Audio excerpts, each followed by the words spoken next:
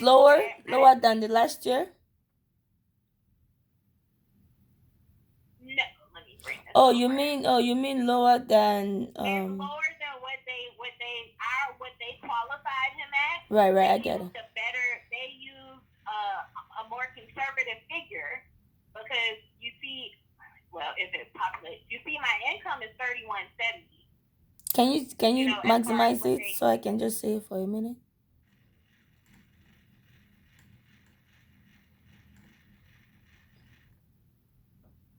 You see, my income is the 3170, and what we just calculated his hourly rate at was 36 something. So I can already tell they've used a more conservative figure, which is great. But that was just my hourly. Now I'm going to calculate my year to date, and I'm going to see if my year to date income is in line with what they tell me that they've been making. What they qualified him at. So I'm just going to look at my year to date only, which is this 35. I'm not going to look at overtime because they did not qualify him using overtime. I'm not going to look at bonus income because they did not qualify him using bonus income. So I'm only looking at the base. So I got my 35. How did you know they didn't qualify him with the overtime?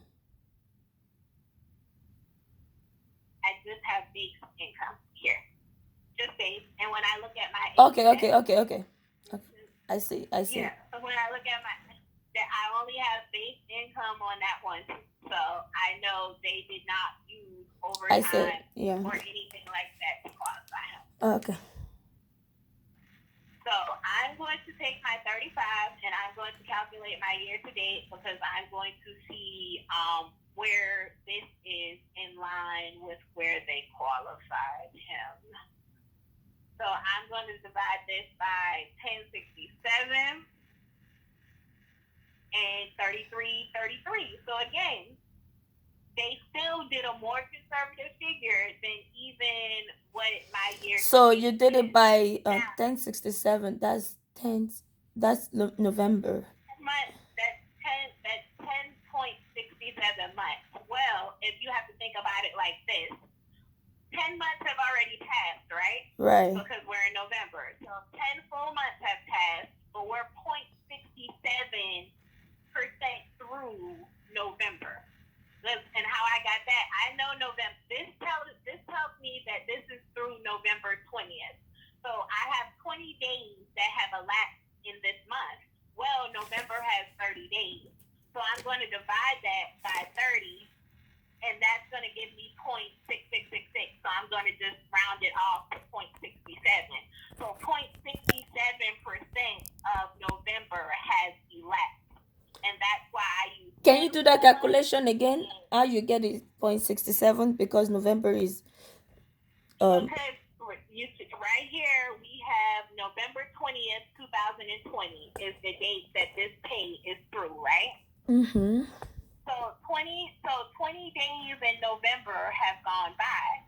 So I'm going to divide my 20 days by the number of days that are in the month. So November has 30 days. So I'm going to divide that 20 by 30, and that's going to give me the percentage of the month that has passed. So we have 10 full months gone and 0.67 of November gone. So that's why you're going to use the 10.67 instead of 11 something or something. So basically, the days passed divided by the number of the days in the month. Correct, and that's going to give you your percentage of your month that has elapsed.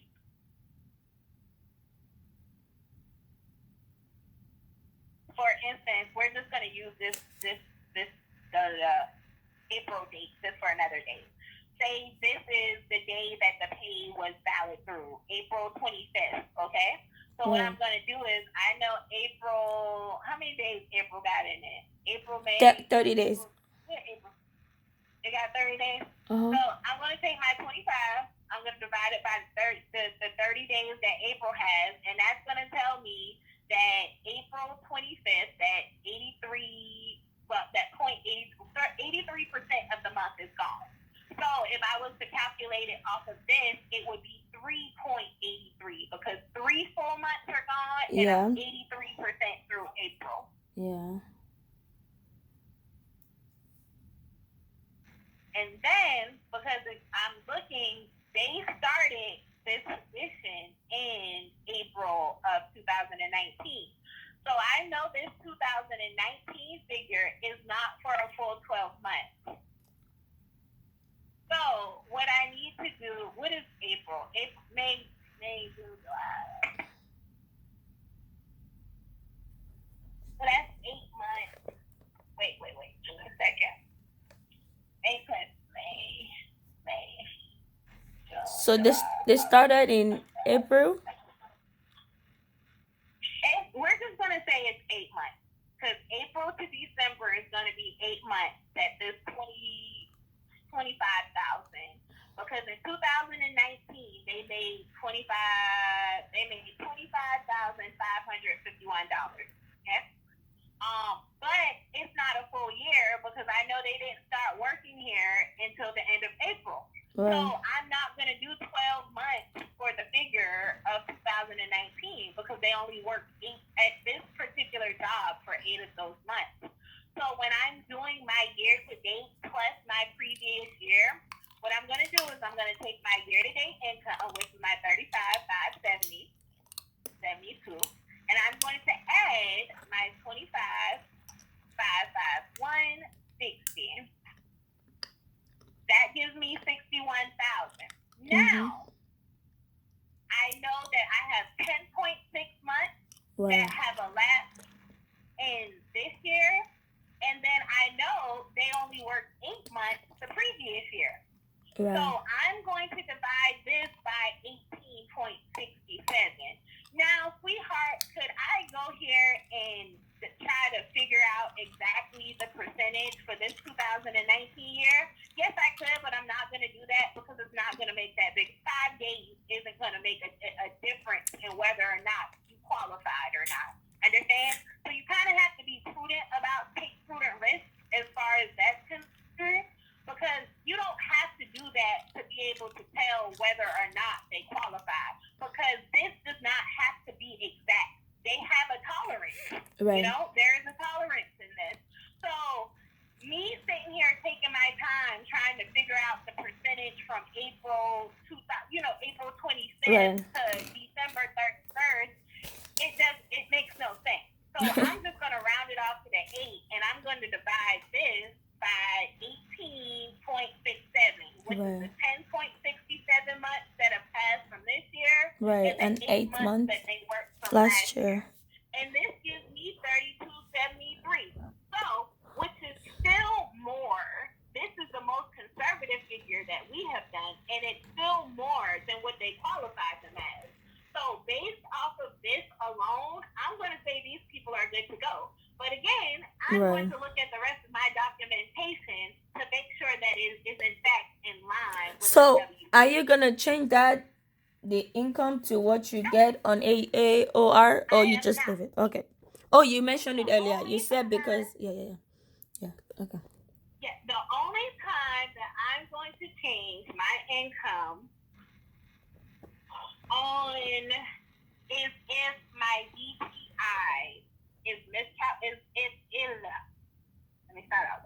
The only time that I'm going to change my income is if the income was miscalculated. Right. And it is out of the threshold, which for FHA, I believe is 5%. 5%. Yeah, they told me yesterday. Yeah. Yes. So that is the only time. So if they qualify, if I did this say they qualified them at that hourly rate, and that came back with 30. We're going to round off numbers right now. That came back with 3,600. Say they qualified them at that. But when I did his calculation, I came up with 2,700. Now I'm going to calculate everything off of that $2,700 income that I just calculated. So when I base, when I do my DTI off of my calculation, if it goes up more than 5%, then I'm going to change the income to the 2,700. I'm going to change my DTI my ratios as well. I'm going to change my front end and back as Right. well. Right. Right. But say I recalculate this and my DTI does go up, but my DTI only goes up 3.5%. I'm not changing anything because it's within tolerance. I'm going to Right. keep it moving because we're fine. Right. What for conventional is 3%, right? Correct. Okay. Just okay. Thank you so much. I'm gonna need to have your personal number. You're real good. um. So, and then, okay, well, let's see. So now I'm going to finish again. It's a whole thing when we're looking at income. So I'm going to go back and I'm going to keep, now here's my pay stub. So I'm looking at my pay stubs. And when I look at my pay stubs, again, we're going to make sure that these are even still valid. What's the date on those? And then with these, especially with COVID, not to say that we've seen a whole lot, but we have seen some. So you really just want to pay attention to make sure things kind of even look right, you know? Not to say that all pay stubs look the same, but if your fonts are off and decimal places are out of whack and stuff like that, yeah, that's probably a problem. So I'm looking at this date. Now, I know we closed on April 7th, and this is dated March 5th. So this is in line, you know? So I'm going to review this. I'm looking, this is my borrower. This is the address that he references on his application. And now I'm going to look at the income. Now, when we looked at our VOE up here, our VOE said he made $20.90, right? An hour. It says $20.90. Yeah, but this was also in November. It's March down on here. So we're not going to make a big deal about that because that's prior to. Well, it seems like our borrower got a raise, you know? And again, you just want to make sure that that's consistent over the rest of it. So, and then again, even here, you know, we're looking, we see he's making 21, you know, his 21.42 now. We would calculate our year to date as well here just to make sure that it's kind of in balance and nothing is off. Now, say he was still, this was in, that VOE was more up to date and, you know, it had 2021 information on it, we would kind of cross-reference the two again to make sure that the year-to-date are kind of in line. And we see he is working the 40 hours. They say he works. He's making more money now. And then we're just looking and making sure there's nothing that has like a garnishment or there's no child support or anything like that that's going on that's not already reflected. If this reflects child support and we look and we see he's already, you know, child support in his ratio, okay, cool. It doesn't matter. I said if they already address it, fine. Yeah, if it's already addressed, we don't care. If it's not, then hey. And then you know that's an issue. And then sometimes you'll see 401k loans and stuff on here. We don't put those in the ratio. So that's not something that you would worry about either. So I want to write a lot of things down because you just explained a lot, but I don't want to cut you off and I don't want to delay you for some reason. Oh, no. But I have Please don't let me get all the way through stuff. Let's stop so you can kind of digest it in little pieces in the place for assets. But as far as incomes or liabilities, no, we're not worried about it. Okay, so 401k loans and income. Yes, the 401k loan. If you see one on a pay stub, don't worry about it. For pay stub or liability, but if they're using their retirement for assets, then that may play a factor in that. And I say that because if, like, say they have a 401k loan for $25,000 and they have $100,000 in their retirement, well, you have to track that $25,000 if it hasn't already been done, and you can kind of tell that when you're looking at the statement. But you have to make sure that you're not giving them credit for money that's not there because they took a loan against it. Understand? Yeah, like if there's a loan on assets on their 401k assets, so I just need to remove, like, deduct it. Example, they have a balance of 100,000 and they borrowed like 50,000, I need to remove the 50,000 and know that they have 50,000 on the assets, not 100. Is that what you Yes, yeah, exactly. So when you're looking at the statement, if the loan has not already been subtracted from it, then you need, because sometimes they already subtracted from it, sometimes they don't. But you just want to be sure that if there is a loan, that you're not giving them credit for available assets that they don't have because they've already borrowed against it, essentially.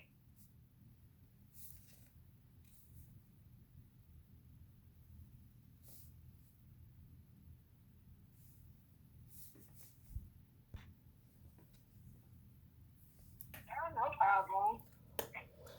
Like I said, you're actually putting yourself at an advantage because in section the income is moving how it's supposed to, and we still see like right here you only work 36, but that's fine. 40 hours, all of those look good. This is one of the older pay stubs. We see he did get a raise because here's our 2090. And then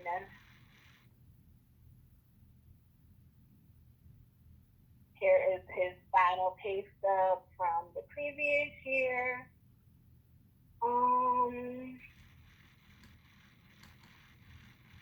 And what was this?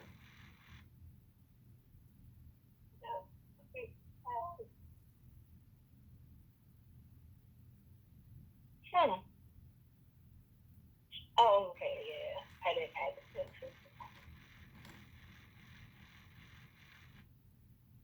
And when you're looking at the regular income on the pay stubs, you also want to make sure that you're adding in everything else that would be considered regular pay for our purposes.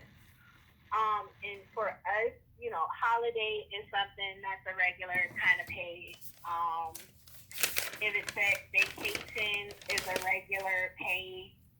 Um, So even if they don't use them to qualify them, or you think they might probably use? well, see, because sometimes, like this, for instance, if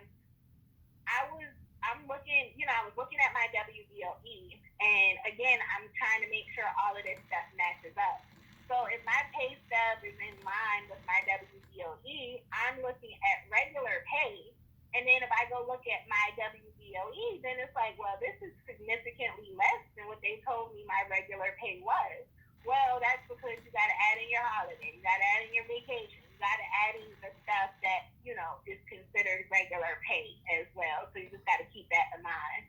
Now, shift differential and OP and paid occasion, we don't know what that is. We don't know what an OPI is, so I can't give him credit for OPI or float holiday. Well, I would actually do a float holiday, but Saint premium, like what is that? We don't even know what that is. We're not going to give them credit Right. for it if we can't even deduce what it is. And funeral pay So is not that's every time, so that's a no. exactly. So we're not gonna call it regular. We don't even know, what it is. Essentially, for that one, and these look like all the pay stubs from 2020. When was there? This must be a new construction. If we got stuff from this far in advance, this has to be a new construction. But then now we're looking at our pay stub. I mean, we have W-2s and files, which we should. And you want to make sure your W-2 is kind of in line as well. Well, I know they're not going to have a 2019 to go with that WB. I mean, excuse me, they're not going to have 2020 full income because that one was from November of 2020. But when I look at my current employer, which is the Essity Professionals or whatever this is,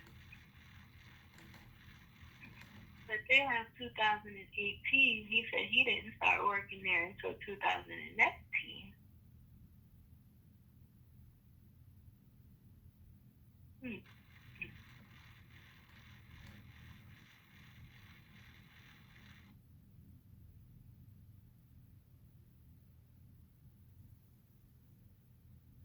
That's 2019 from Green Slate Company, 2019. So, what is that? 35,152. And if I go back to my VVO, my WVOE,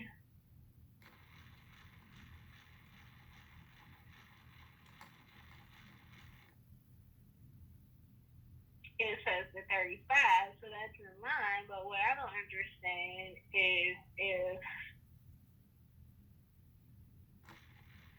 it said my application date is April,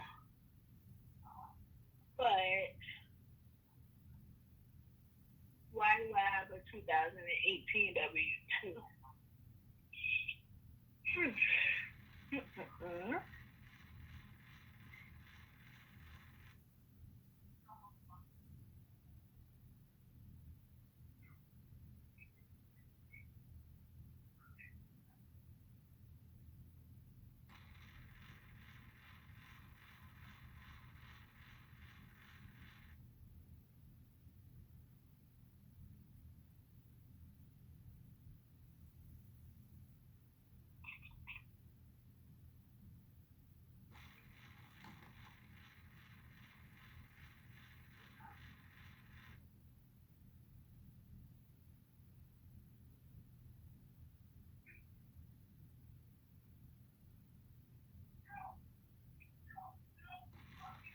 See, well, what this is gonna get them is a critical exception, and this is gonna get them a critical exception now because you told me that you have been employed for a year and a half with this particular client, and that your start date was April of 2019.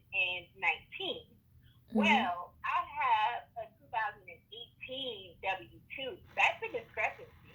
Oh, for the same company.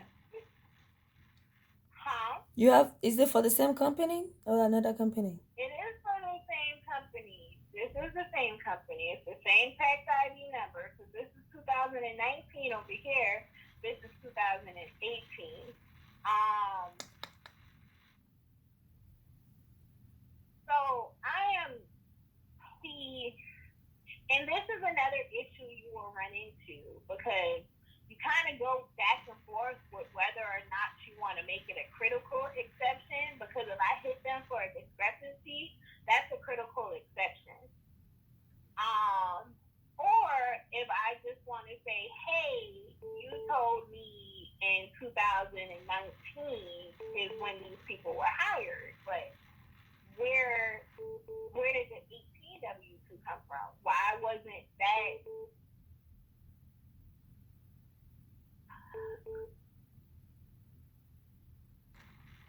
Or they may very well have been an apprentice or something with.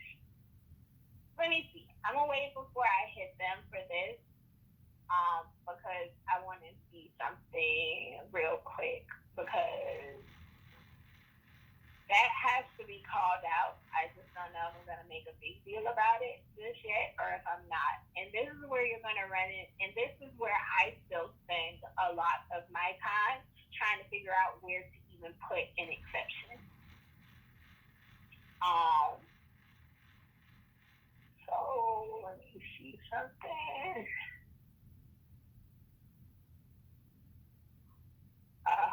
Well, they do have transcripts in the file.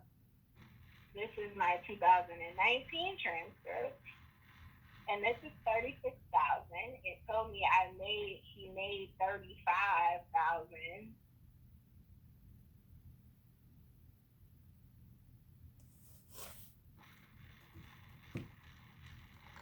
Okay, so his transcript for 2019 is in line with the W-2s that we have, because you see this one is 35 and this is like 1,000 something. Well, when you look at the transcripts, it's like 36 something. And notice I'm not doing exact numbers because you don't have to. You just need to make sure that it's in the vicinity, in the ballpark. But if this is more than like, if there's a 10% difference, like in between the two, and then that's a problem. That's something that you have to call out. But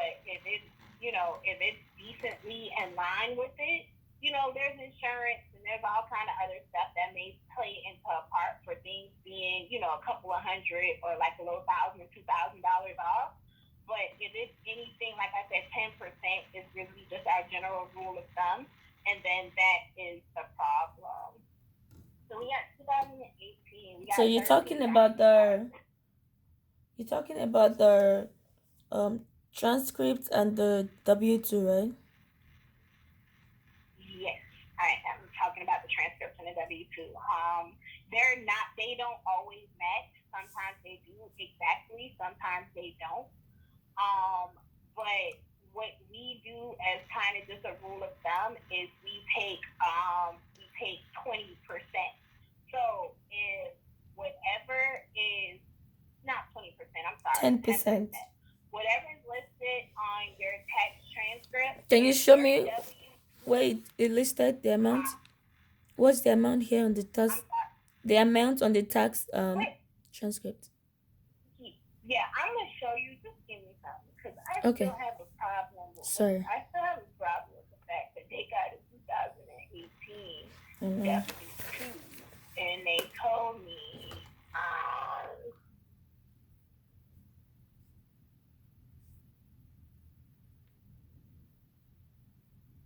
and the thing about it is, this is why we use our lifelines, baby. We gonna ask. We actually need to kind of wrap this up, because I know you starving, because I think my stomach is on my back currently. But give me just 1 second. And the reason why this transcript right here, this school transcript is in the file, is because they don't have 2-year employment history, so they were a student. So this is just kind of proving that they they were in school essentially, and they did graduate. And we see they had a credit for spring 2020. So they were just getting out of school. So we're gonna come back to that. But and what is this over here? Let me read this. Maybe this will tell me something.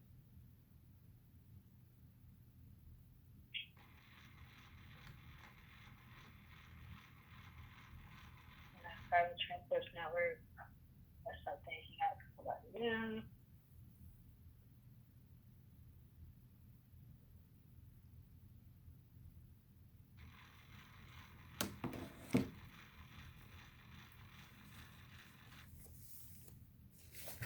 Okay, let me start writing my notes, because I have some things to write as well.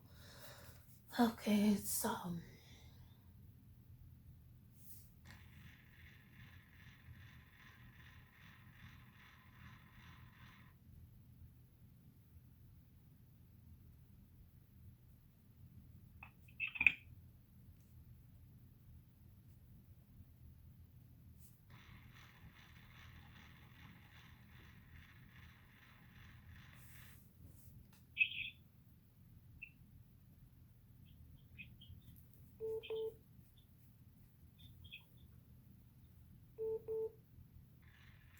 so since the requirement should be 2 years work history, right?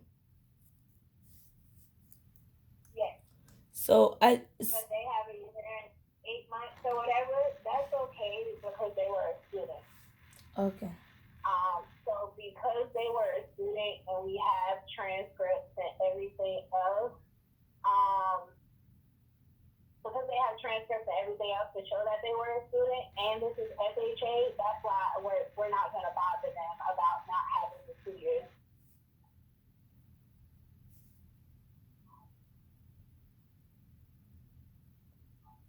Right.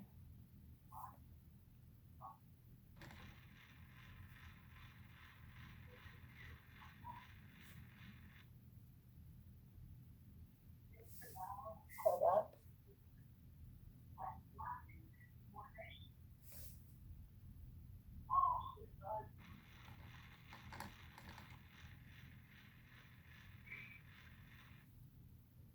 Okay. So yeah, I am gonna go ahead and, because that doesn't sit well with me. And one thing I will do as well, and I will let you know that sometimes I'll make a citation, and then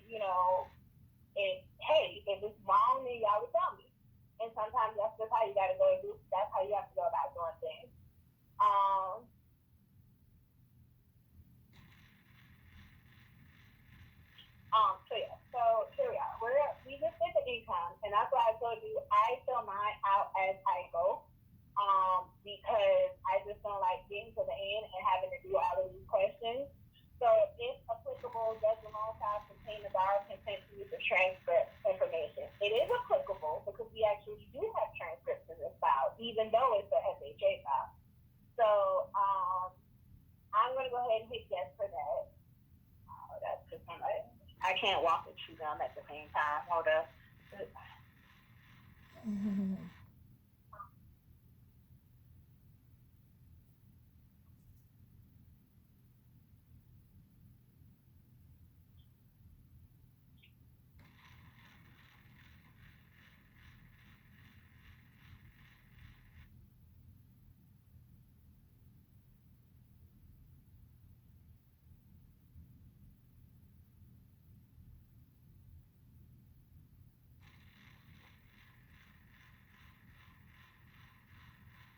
Alright, so does the file contain documents processor that meet the investor? I'm gonna hit no here because, like I said, that transfer. I mean, the fact that they have a 2018 W-2 with $13,000 on it bothers me. I am going to verify this, so if I get, I will let you know one way or another once I get a response. But it doesn't sit well because even if they were an intern or something like that, there should be a letter of explanation why you started working in 2019 and you have a 2018 W-2. Even if they were an intern, like I shouldn't have to get it. Right. So I'm gonna go ahead and I'm just gonna go ahead and throw it here because they should have got a letter of explanation. So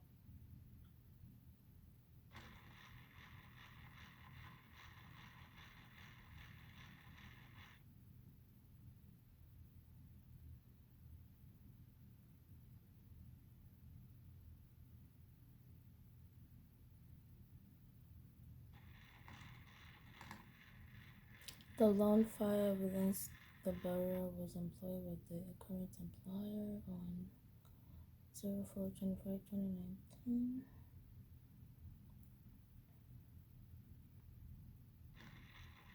However,